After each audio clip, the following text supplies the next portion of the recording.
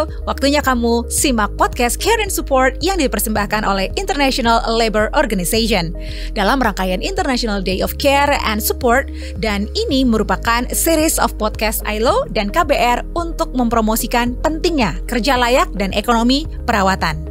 Ada beberapa topik tentang ekonomi perawatan yang kita bahas sesuai dengan 7 strategi prioritas peta jalan ekonomi perawatan yang disusun Kementerian Pemberdayaan Perempuan.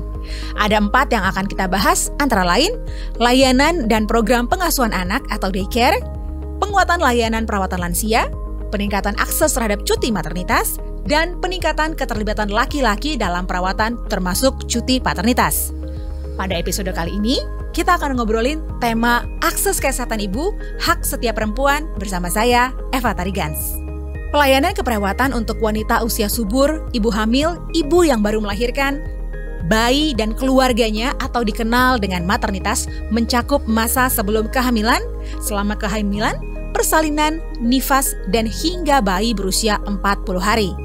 Perawatan maternitas yang berkualitas adalah fondasi bagi kesehatan ibu dan anak, serta kesejahteraan keluarga secara keseluruhan. Di Indonesia, ibu pekerja yang sedang hamil memiliki durasi cuti selama 3 bulan. Hal ini seperti diatur dalam Undang-Undang Nomor 13 Tahun 2003 tentang Ketenagakerjaan, Pasal 82, pekerja perempuan berhak mendapatkan cuti maternitas selama 1,5 bulan sebelum dan sesudah melahirkan atau sekitar 12 hingga 13 minggu ditanggung oleh pemberi kerja. Istirahat melahirkan yang berbayar dan terlindungi serta perlindungan maternitas yang memadai merupakan isu yang tidak bisa dipisahkan dengan ekonomi perawatan.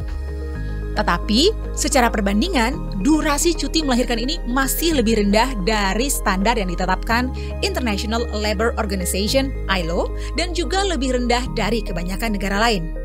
Apa saja sih problem pekerja perempuan dari perlindungan sebagai pekerja dari sisi perlindungan maternitas di Indonesia saat ini? Bagaimana agar layanan maternitas jadi aksesibel?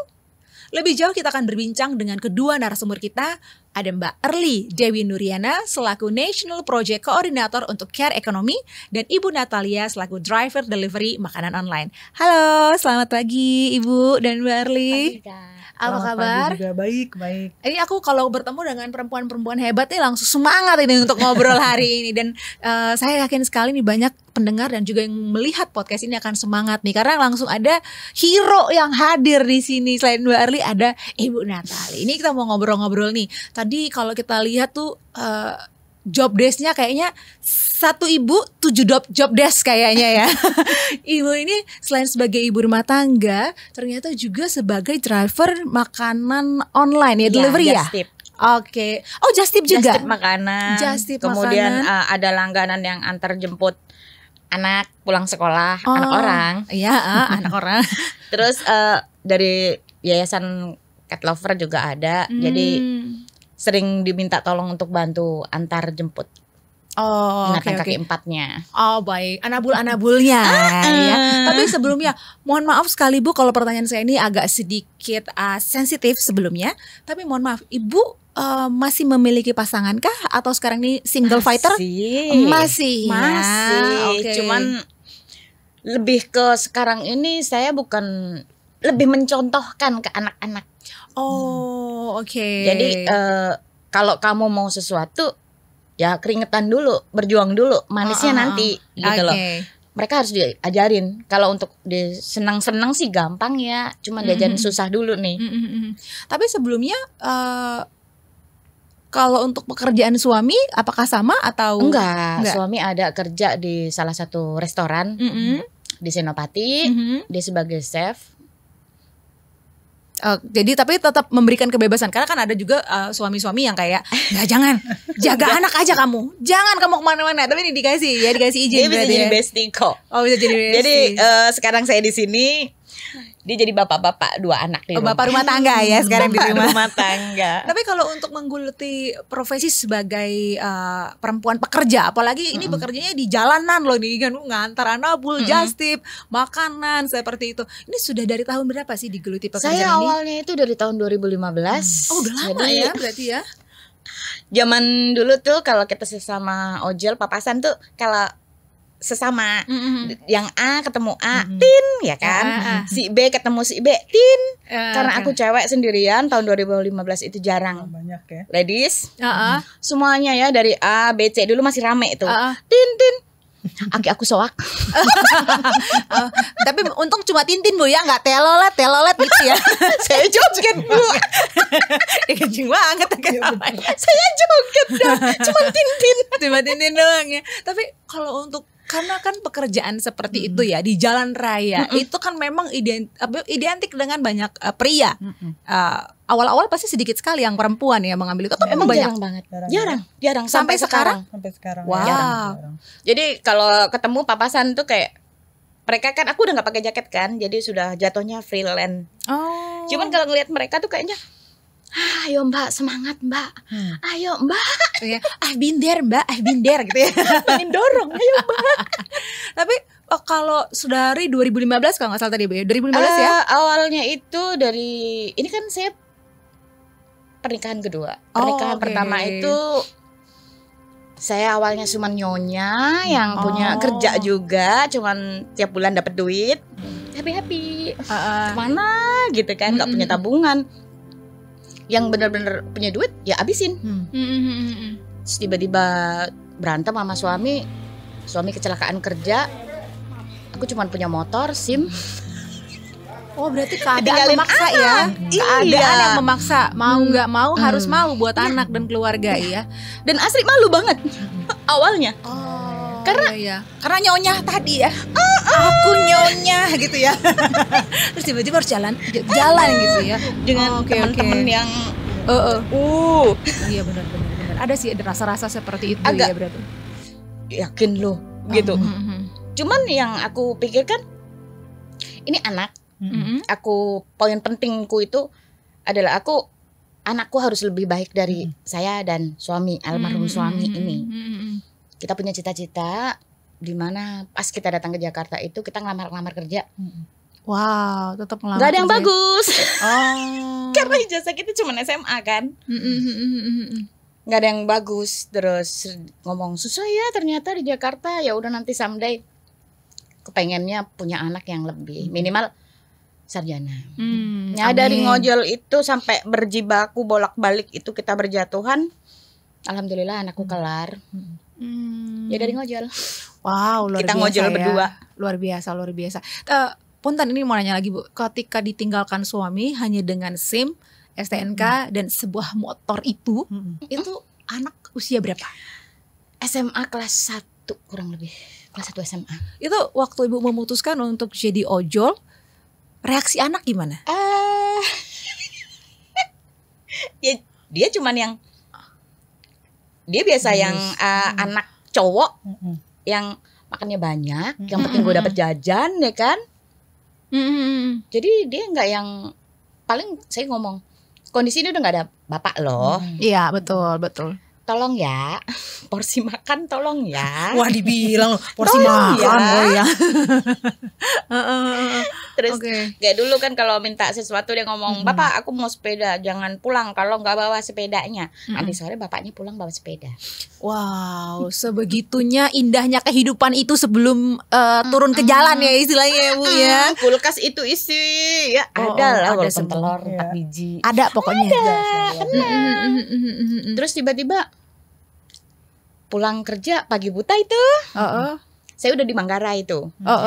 Jangan lupa ngopi dulu ngutang. Ya. Nanti kalau udah dapat orderan bayar dong. Orderan pertama di cancel. Orderan kedua alasannya sama. Karena mbaknya cewek, aku nggak mau. Kita kan bukan muhrim. Ulah. Aku kan cari jodoh. Ya ampun. Iya, tapi banyak sih begitu. Cancel. Terus yang bayar kopiku siapa? Terus aku utang kopi utang. Jadi kan kita modal 100% nih dari aplikasi. Kalau kita mau dapetin bonus, berarti ini ada minim. Jadi begitu kita dikurang ngelewatin order, di cancel 100% ini turun Kak. Turun. Jadi kemungkinan kita untuk dapat bonus makin jauh. Bye bonus. Ya ampun. Karena di cancel, berarti karena di cancel lika-likunya banyak sekali ya memang. Dan memang sampai sekarang sih stereotipnya banyak ya kalau misalnya dapat driver cewek driver cewek nih gitu. Banyak memang, kita nggak bisa tutup Tapi mata ya. driver cewek awal-awal 2016 kita pakai Rifat Sungkar ya untuk pelatihan naik motornya, jadi berkendaranya itu. Jadi gitu kita nggak boleh turun di jalanan kalau kita nggak ikut safety ridingnya dari Rifat Sungkar ini. Wow, keren sebenarnya. Tapi kalau sekarang kan yang penting jalan. Jalan, ada SIM, ada STNK, jalan aja gitu ya Bu ya. Tapi kalau untuk Bu Natali berarti dari 2015 sudah mulai turun ke jalan, ya kan, udah jadi bergerilya di jalan. Itu kan sebenarnya resiko-resiko pekerjaan seperti ini kan lumayan besar ya Bu. Kadang pun kita berjalan normal, berjalan baik, ada aja yang sebelah kita yang meleng, ada yang gimana gitu kan. Nah sebenarnya kalau pekerja seperti Bu ini, kalau mungkin dulu ketika masih dalam satu naungan instansi, mungkin ada apa ya namanya, ada asuransinya atau mungkin ada perlindungannya. Nah kalau kita sendiri nih gimana? Kalau sekarang hati-hati, banyak bismillah aja deh, jangan sampai sakit udah. Karena memang kalau memang nggak ada. Nah, terus kalau misalnya untuk kayak maaf Bu, BPJS TK, BPJS Kesehatan tuh mandiri dong berarti? Aku dapat dari yang JKN ini. Jadi bukan yang mandiri yang kita bayar per bulannya itu. Iya. Termasuk jadi BPJS TK. Tenaga kerja. Oh JKN itu ya. Oh tenaga kerja kita nggak punya. Jadi emang dari awal dulu 2015 emang nggak pernah dengar. Justru yang dari suamiku yang meninggal karena kecelakaan kerja ini, dia yang kerja dari anaknya 2 tahun, dari anak saya yang 2 tahun, sampai dia meninggal anak saya SMA kelas 1 itu malah tidak didaftarkan. Padahal dia pas meninggal, pas lagi lembur. Kecelakaan kerja, ya. Wah, harusnya dapat sih itu sebetulnya ya Bu. Iya, harusnya. Ya kita sih apa sih Kak? Berprasangka baik saja. Kita pikir didaftarkan. Karena sering ada kecelakaan di kantor itu kan. Jadi setahun bisa 2 gitu kan, otomatis udah didaftarin belum sih Pak? Kan saya nanya. Kayaknya sih udah. Nah pas kejadian di suami saya menanyakan, enggak. Jadi selama suami saya meninggal itu kita cuma dapat 2 juta. Waduh. Mertua dikasih 1 juta, anak saya 1 juta, sama jenazah dibawa pulang ke kampung. Wow. Sama makan janji. Nanti kamu setiap bulan saya kirimin, saya sekolahkan sampai kamu kenyang ya pokoknya kalau janji ya. Tapi mungkin sedikit ke Mbak Arli dulu ya. Kalau kita mendengarkan cerita dari Bu Natali bahwa ternyata profil pekerja di Indonesia ada banyak, ada range-nya ada banyak, bukan seperti yang kita tahu. Dan ini ya mohon maaf tapi cukup miris kalau begitu ya. Mbak Arli, ini gimana sih sebenarnya profil pekerja di Indonesia saat ini? Jadi seperti yang Mbak Natali cerita ini sebenarnya profil yang banyak terjadi dengan tenaga kerja di Indonesia ya saat ini. Jadi kalau Mbak Natali ini sebenarnya mewakili 83 juta pekerja di Indonesia, ya. Di mana memang pekerjaannya rata-rata memang informal. Kita bisa bilang ya, pada saat mungkin masuk ke dalam area yang tadi bekerja sama dengan salah satu platform, itu pun dikategorikan kan mitra kan, ya artinya mitra gitu. Tapi sekarang saat ini kan freelance ya, sudah tidak lagi dengan salah satu platform, artinya dia lebih freelance gitu. Nah freelance ini bisa dimasuk dia jadinya pekerja mandiri. Kalau dilihat. Nah pekerja informal di Indonesia itu memang mengambil porsi 57% dari total mereka yang berada di dalam dunia kerja. Jadi kalau misalkan dilihat tenaga kerja informal di Indonesia itu jauh lebih banyak daripada tenaga kerja yang formal. Iya betul. Gitu. Maka dari itu kalau dilihat dari tadi ternyata pertanyaannya kan ikut BPJS tenaga kerjaan apa enggak? Ternyata enggak. Ya, padahal kan salah satu pekerja harus punya perlindungan untuk tenaga kerjaannya. Betul. Apalagi yang di jalan. Apalagi ya setiap pekerjaan punya resiko-resiko pekerjaan kan. Tapi alhamdulillahnya tadi JKN-nya ada. Artinya kalau misalkan ada sakit segala macam bisa di-cover oleh JKN yang biasa disupport. Kalau di Pemda di Jakarta kan disupport sama pemerintah daerah ya gitu. Tapi kalau misalkan yang bagian tenaga kerjanya nih belum, karena memang biasanya yang BPJS tenaga kerjaan ini di-cover sama pemberi kerja. Tapi karena beliau mandiri, ya sebenarnya juga ada area untuk BPJS tenaga kerjaan yang pekerja mandiri. Tapi tadi tidak istilahnya kategorinya belum diwajibkan semuanya. Betul. Masih yang bersedia ikut, tapi pemerintah sih sebenarnya mendorong untuk pekerja mandiri itu juga ikut untuk mengambil BPJS Ketenagakerjaan. Tetapi tadi ya kurang masif nih ya kan. Betul. Sehingga apabila ada potensi resiko kecelakaan kerja, kalau masih masuk di dalam pekerja mandiri itu masih tercover kecelakaan kerjanya ya. Kalau ada jaminan kematian itu juga masih tercover, dan gitu jaminan hari tuanya juga masih gitu. Nah, inilah yang memang istilahnya promosinya harus dua sisi. Satu sisi dari pemerintah harus masif supaya ikut, tetapi dari pemberi kerja juga perlu merasa ada benefitnya nih untuk ikut, sehingga kalau ada potensi-potensi resiko-resiko kerja itu bisa tercover. Betul. Itu dulu. Nah, ini memang masih karena tadi profil tenaga kerja informal di Indonesia ini memang 83 juta, 57% ya dari tenaga kerja yang ada di dunia kerja. Nah, jadi memang masih menjadi tantangan besar. Apalagi tambah lagi Ibu Natali ini perempuan. Betul. Dengan beberapa resiko pekerjaan tersebut, ada juga beberapa layanan-layanan yang harusnya bisa dinikmati oleh pekerja perempuan.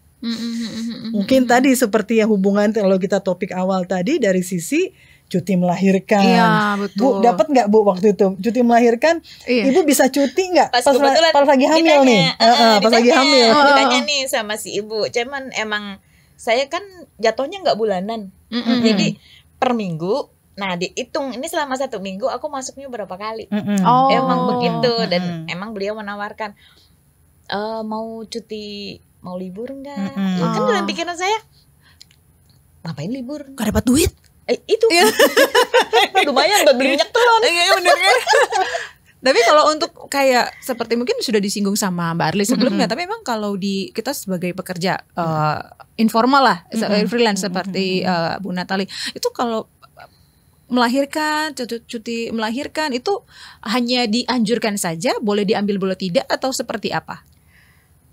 Cuman si ibu ini memang menawarkan, emang alhamdulillah makanya panjang karena beliau cukup mengerti saya. Jadi pada saat ibu masih di yang salah satu platform ya? Enggak, yang setelah corona kan saya udah gantung nih, saya keluar dari platform. Setelah pas corona ini saya udah mulai lepas platform, main sendiri gitu. Tapi kalau dari platform sendiri tuh ada perlindungan maternitasnya nggak? Jadi kayak karena kita mitra ya, ya kalau kamu mau dapat uang kamu kerja, kalau kamu nggak dapat uang ya nggak usah kerja gitu berarti kalau. Ya. Kan kalau mau ke kamar kecil juga kan rada bingung. Jadi kebetulan karena saya di Kokas banyak gedung yang baik. Oke. Jadi kayak itu gimana Mbak Arli, perlindungan maternitas di Indonesia? Itu jadi karena kalau di tempat kita dengan Undang-Undang 13 tahun 2003 yang pasal 82 itu memang kalau pasalnya sih dilihat pekerja harus dapat cuti sebelum melahirkan dan 1,5 bulan setelah melahirkan. Iya, betul. Tapi di dalam pelaksanaannya mereka yang masih banyak menikmati memang pekerja formal. Iya. Gitu. Jadi pekerja yang informal memang belum masuk di dalam kategori ini. Karena apa? Karena tadi kalau kita sebutkan yang bertanggung jawab itu adalah pemberi kerja. Betul. Nah, kalau pekerja mandiri pertanyaannya memberi kerja kan siapa? Itulah yang menjadi perdebatan. Ya kan? Benar. Dan itulah yang membuat menjadi tantangan bagi pekerja mandiri saat ini. Nah, bahkan pekerja yang dia juga kalau dari sisi risetnya ILO masih ada 13% yang sebenarnya belum menikmati cuti melahirkan ini walaupun dia di pekerja formal. Jadi masih ada nih tantangan. Jadi walaupun di pekerja formal sendiri ternyata masih ada 13% yang belum bisa menikmati juga. Jadi itulah yang juga menjadi tantangan. Jadi dari pekerja formal aja masih menjadi tantangan dari implementasinya. Nah, untuk itulah yang menjadi concern karena sebenarnya di Indonesia yang membayar adalah pemberi kerja. Betul. Padahal komposisi pekerja di Indonesia 57%-nya atau 83 jutanya tuh masih pekerja informal. Jadi masih ada gap nih antara bagaimana cakupan dari perlindungan tadi ketenagakerjaan secara umum, apalagi perlindungan untuk maternitas itu masih gapnya masih cukup besar di Indonesia. Itulah yang menjadi tantangan. Seharusnya tadi bahwa memang harus ada yang direformasi nih ya, karena berhubungan dengan cakupan. Betul. Cakupannya harus bisa, kebijakannya sendiri dari pemerintah memang harus jangan hanya pemberi kerja yang membayar.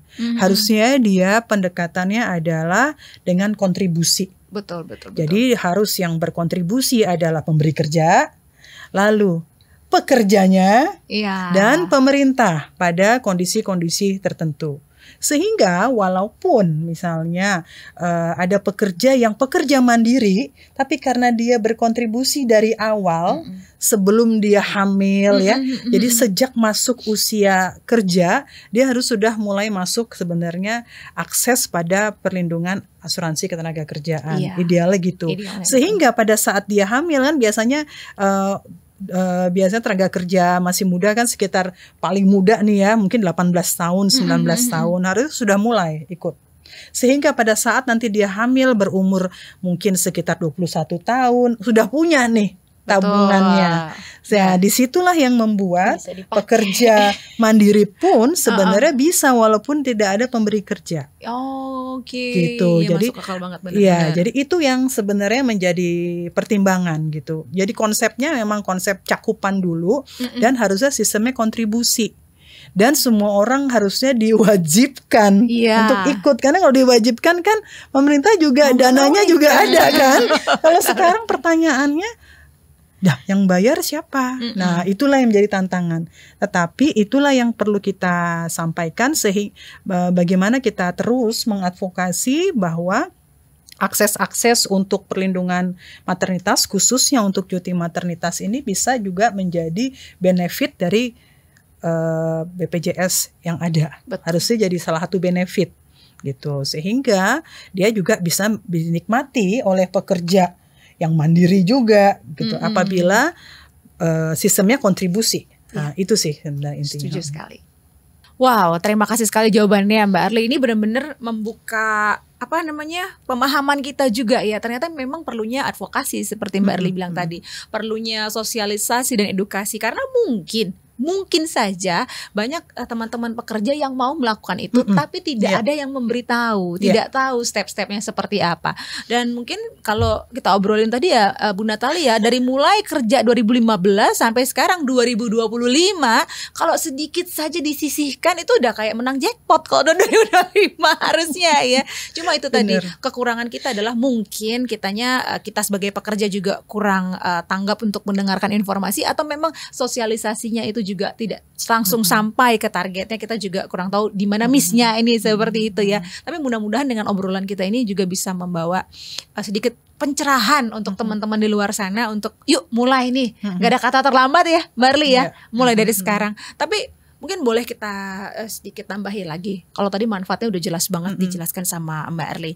Tapi kalau untuk manfaat perlindungan khususnya maternitas ini, sebenarnya dapat dinikmati semua pekerja, apalagi pekerja informal. Kan kadang-kadang pekerja informal bilangnya kayak, aduh saya kan informal nih, dan saya nggak ada perusahaan yang langsung mengatur, melindungi saya. Dan kira-kira seperti apa sih manfaat yang bisa didapatkan teman-teman ini? Jadi salah satu yang menjadi pertimbangan dari mengapa perlunya perlindungan maternitas, atau misalkan bisa mengambil cuti melahirkan ya, atau misalnya kalau misalkan lagi haid misalnya bisa istirahat tapi nggak dianggap bolos, itu termasuk dalam area perlindungan maternitas. Atau kalau misalkan di kantor juga ada pojok menyusui ya, jadi terus kalau mau menyusui di kantor gitu ya, kan biasanya mungkin kalau bisa bawa anak di situ gitu. Tapi kan kalau misalkan nggak bisa bawa anak, mungkin dia harus mompa susunya kan, itu nggak dianggap, biasanya kan butuh 15 menit ya, 15 menit itu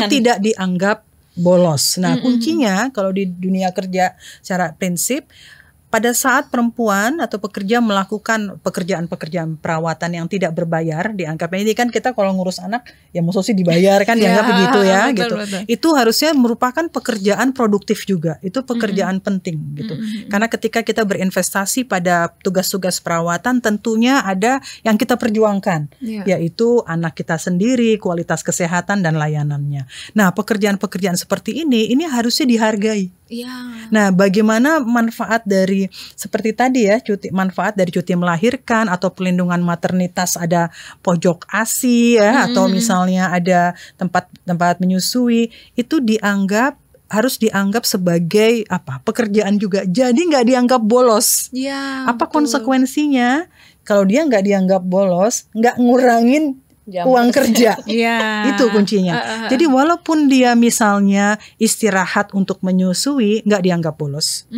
Misalnya gitu ya. Terus juga kalau misalkan dia cuti melahirkan, dia nggak kehilangan uang gajinya. Nah, yang menjadi tantangan dari Bu Natali ini kan mau nggak mau, karena nggak ada pemasukan sehingga terpaksa harus bekerja dalam masa kehamilan kan. Nah, itu yang seharusnya bisa dilindungi karena banyak konsekuensi yang harus didapatkan. Karena pada waktu perempuan dalam kondisi hamil atau harus mengurus anak, tentunya ada investasi waktu, energi yang dilakukan. Nah, inilah yang masuk kalau di dalam ekonomi perawatan, ini adalah pekerjaan penting juga. Sama bekerjanya dengan bekerja tadi lagi nganterin tugas tanggung jawab, memenuhi keinginan konsumen, ini sama pentingnya. Nah, jadi manfaat yang paling penting memastikan bahwa perempuan atau pekerja yang melakukan tugas-tugas perawatan tadi juga tidak kehilangan gajinya. Jadi dia tidak dianggap bolos. Nah, itulah manfaat itu yang dipastikan bahwa ketika mengambil cuti tetap masih punya gaji. Nah, bagaimana tantangannya kalau dia pekerja mandiri? Nah, itulah yang dengan mekanisme tadi harapannya sistemnya kontribusi. Kalau dari awal sejak pekerja muda dia sudah ikut di dalam akses ketenaga kerjaan, idealnya itu memang satu ideal pertama, manfaat maternitas harusnya sudah sejak awal. Karena saat ini manfaat cuti maternitas kan belum dapat dinikmati. Yang baru dinikmati kan kecelakaan kerja, kematian, baru hari tua. Yang maternitas ini masih di dalam istilahnya beberapa diskusi untuk menguat ke arah situ. Tapi benar-benar kita berharap perlindungan maternitas ini bisa juga menjadi salah satu benefit. Sehingga suatu saat kalau ada pekerja mandiri sekalipun dan sistemnya kontribusi tadi, jadi pekerja, pengusaha dan pemerintah juga berkontribusi.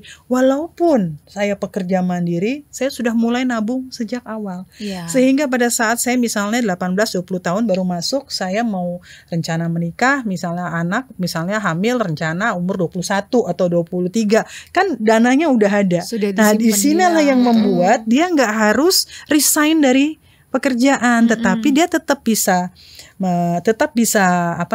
ngurus anak, tapi dia bisa istirahat karena ngurus anak, tapi gajinya nggak hilang. Itu sebenarnya yang kita harapkan dengan sistem kontribusi dan bisa dinikmati sama teman-teman dari pekerja mandiri. Jadi kita juga berharap mungkin satu benefit-benefitnya juga bisa ditambah sehingga bisa cakupan pada 83 juta pekerja informal ini bisa menikmati. Dan yang penting juga nggak hanya cuti melahirkan kan, bapaknya kan juga ngurus ya. Ada cuti ayah gitu harapannya. Jadi nggak ibunya aja habis itu ibu istirahat, tapi ayah juga bisa mengambil cuti ayah, yang dimana ketika mengambil cuti ayah nggak dianggap bolos juga, nggak kehilangan pekerjaan dan nggak kehilangan gaji. Jadi itu yang kita sebut sebagai cuti maternitas yang berbayar. Jadi kalau cuti maternitas berbayar, kita ngambil cuti tapi kita nggak kehilangan gaji kita. Nah, jadi tadi sistemnya gimana ya? Tadi harus nabung dari awal, harusnya gitu idealnya. Tidak ada kata terlambat Bu Natali. Semangat kita buat lagi untuk daftarnya kemana? Itu harus nanya khusus ke teman-teman BPJS Tenaga Kerjaan, karena ini memang menjadi diskusi juga bagaimana supaya manfaat dari cuti maternitas itu bisa menjadi benefit juga di dalam BPJS Ketenagakerjaan. Tapi ini memang cukup proses yang cukup panjang. Tapi paling tidak saat ini yang paling tidak itu memang akses yang manfaat yang udah didapatkan kan untuk kecelakaan kerja.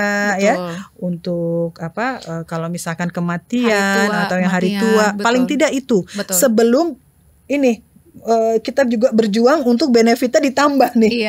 Selain dari yang cuti maternitas juga cuti paternitas, harapannya begitu. Tapi cuti maternitas dulu lah. Betul. Paling nggak perjalanan panjang nih soalnya.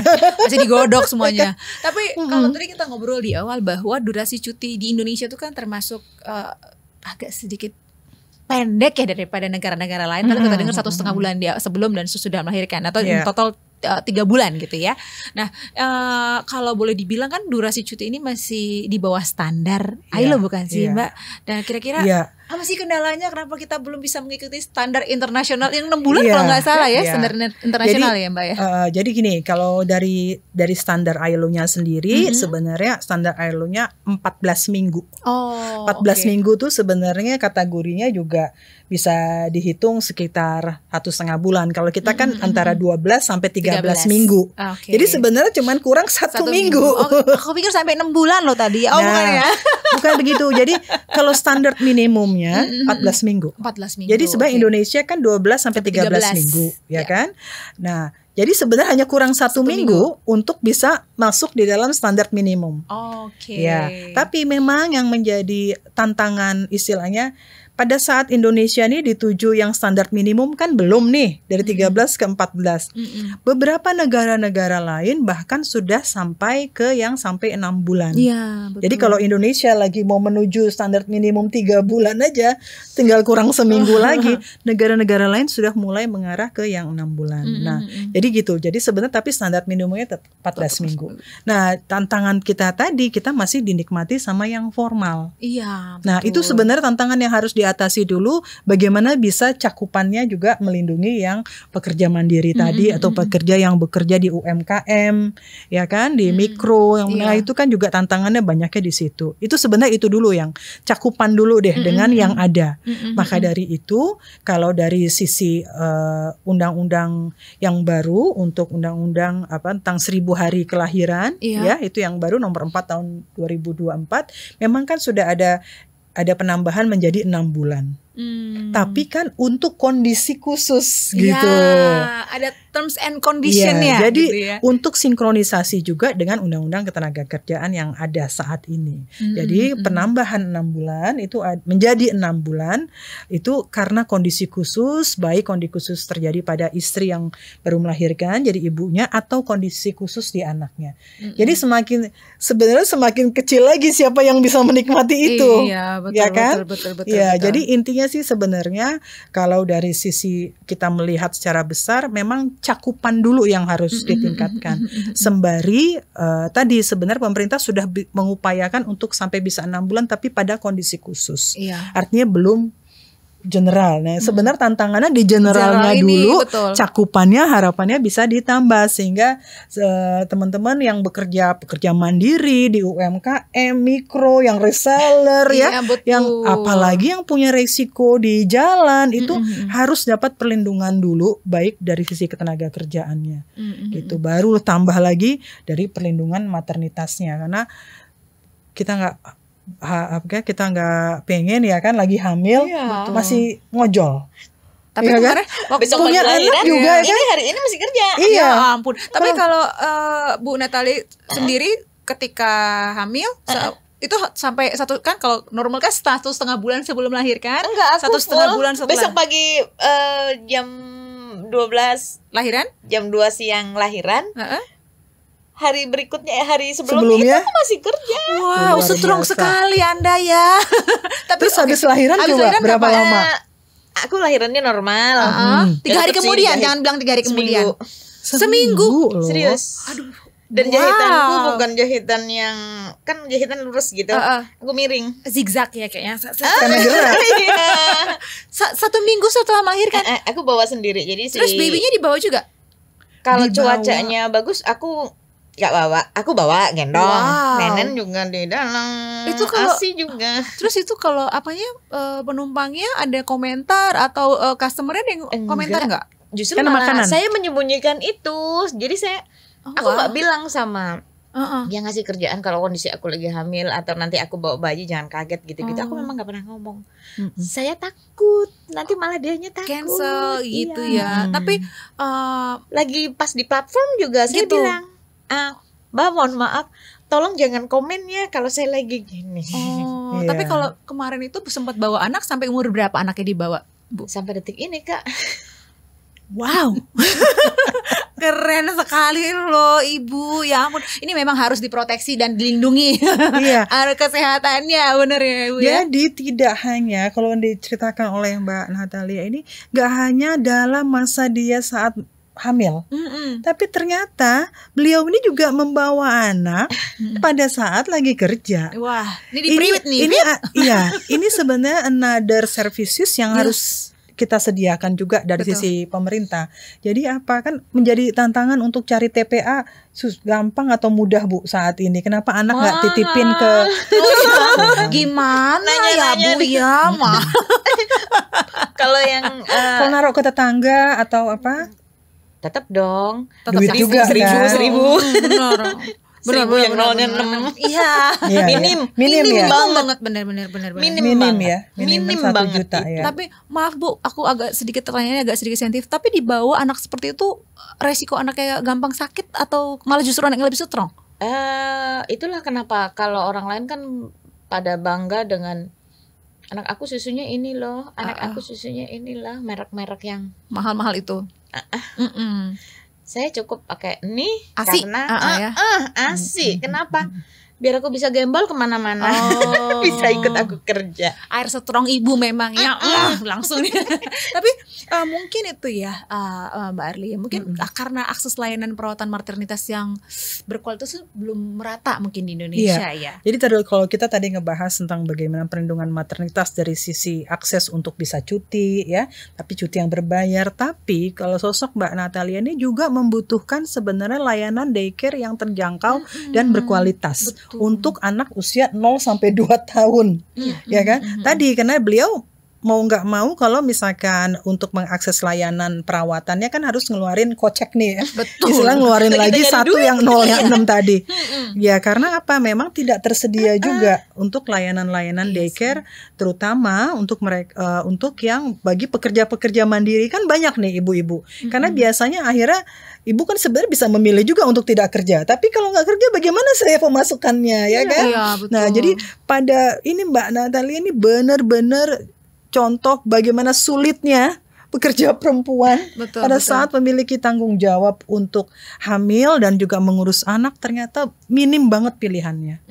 Mau istirahat nggak punya pengganti untuk dana ya kan gajinya, tetapi udah melahirkan dan udah ambil cuti, bayangkan cuma seminggu, lalu juga mau akses layanan daycare juga gak ada. Nah jadi nafas itu ya. Iya.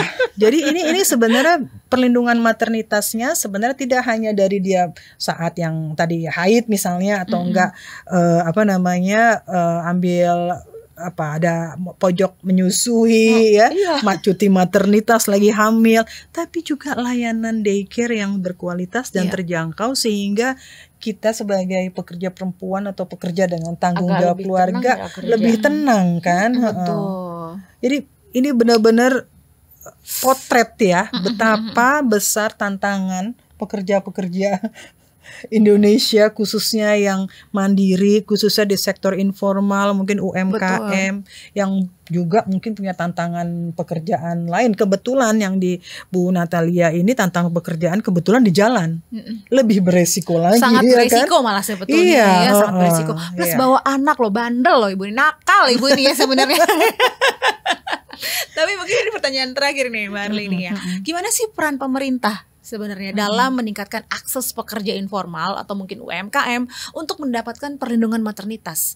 Kebijakan apa sih yang perlu dibuat atau justru kalau sudah ada yang perlu ditingkatkan? Ya kita melihat juga terutama kalau tadi kita udah bahas ya tentang yang cuti maternitas sih, kita udah jelas harapannya agar bisa sistemnya kontribusi ya. Jadi pemerintah, pemberi kerja dan tenaga kerja.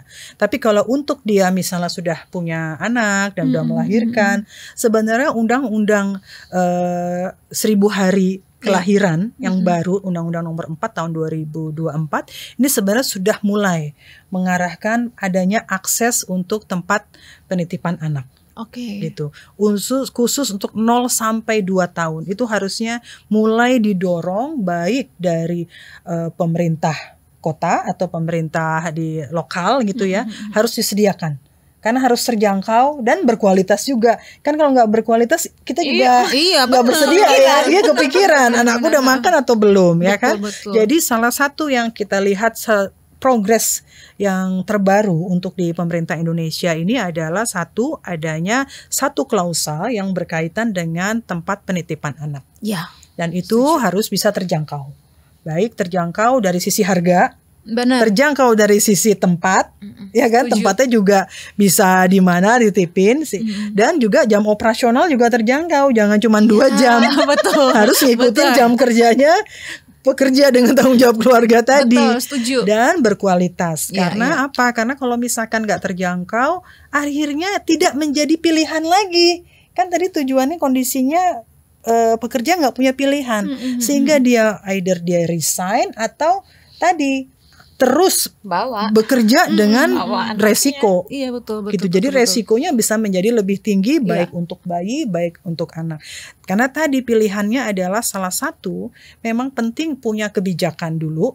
Kebijakan bahwa kalau kita berharap dengan adanya undang-undang yang baru ini, mungkin kita berharap bisa sifatnya mungkin tidak di pemerintah kota lagi ya, tapi sudah kecamatan harapannya. Jadi keberadaan daycare atau keberadaan TPPA yang berkualitas, dekat dan terjangkau, itu kalau bisa berada di tingkat kecamatan deh. Karena tingkat kecamatan itu dialokasikan, itu pasti nanti akan banyak yang naruh anak di situ. Betul. Iya kan?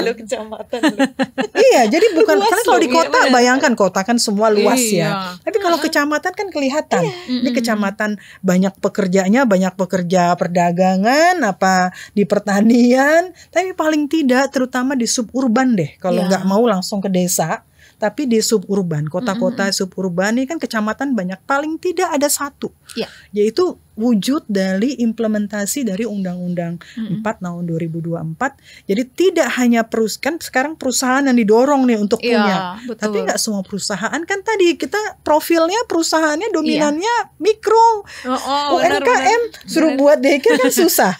Itu yang kita berharap ada kolaborasi antara perusahaan sama pemerintah kota, tapi khususnya khususnya di kecamatan deh. Ada satu aja, itu aja bertahap dalam 5 tahun ke depan kita berharap pekerja-pekerja yang memang masih punya ngurusin anak 0 sampai 2 tahun bisa punya pilihan lebih baik, kan harapannya gitu ya. Jadi dari sisi layanan anak, dari sisi cuti melahirkannya harapannya di cover. Itu masuk dalam satu benefit dari BPJS Tenagakerjaan, kita berharap sehingga dengan demikian mungkin promosi kepada tenaga kerja yang baru juga jadi lebih menarik kan. Wah, kalau kita cepat-cepat nabung ikut ke tenaga kerjaan karena ada benefitnya, pasti juga banyak yang ikut. Jadi nggak perlu khawatir. Itu sebenarnya jadi ada beragam sisi yang perlu kita lakukan. Kita berharap, kita dorong pemerintah lokal dalam konteks sih mungkin di level Pemda dulu, tapi Pemda mungkin bisa prioritas level kecamatan deh. Kita nggak usah ke desa dulu level kelurahan ini berat nih ya. Biar kelurahan hidup dengan adanya PAUD itu biarlah berjalan. Tapi untuk daycare ini PAUD sama daycare kan berbeda ya. Kalau PAUD buat edukasi udah besar di atas 3 tahun. Tapi kalau anak 0 sampai 2 tahun, rebahan, butuh tempat tidur, butuh jadwal minum, minum, ganti diapersnya. Itu yang kita berharap sebenarnya. Support, kolaborasi pemerintah lokal dan juga perusahaan. Mungkin Mbak Natalie punya ide lagi kali ini. Kira-kira apa nih Mbak Natalie?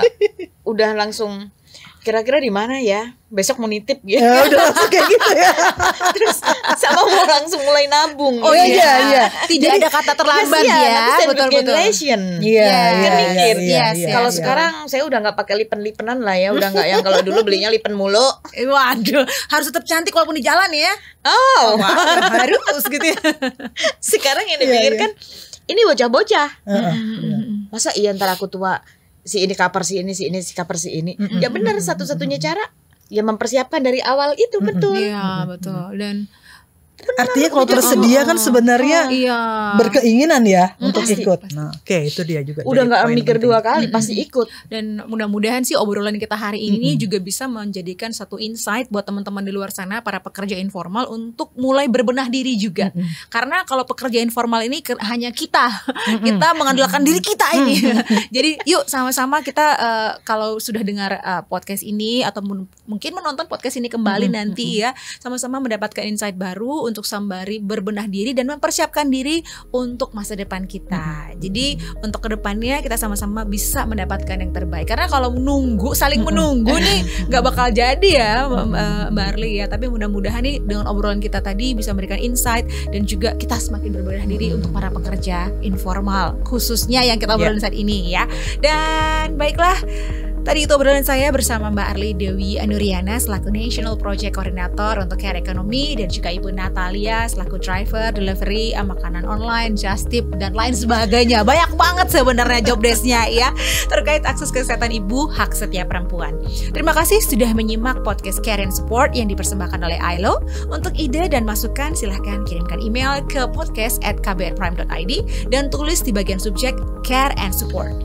Begitu juga podcast yang cocok untuk curious mind kamu di www.kbrprime.id atau platform mendengarkan podcast lainnya. Sampai jumpa di episode selanjutnya. Saya Eva Tarigans pamit. Salam.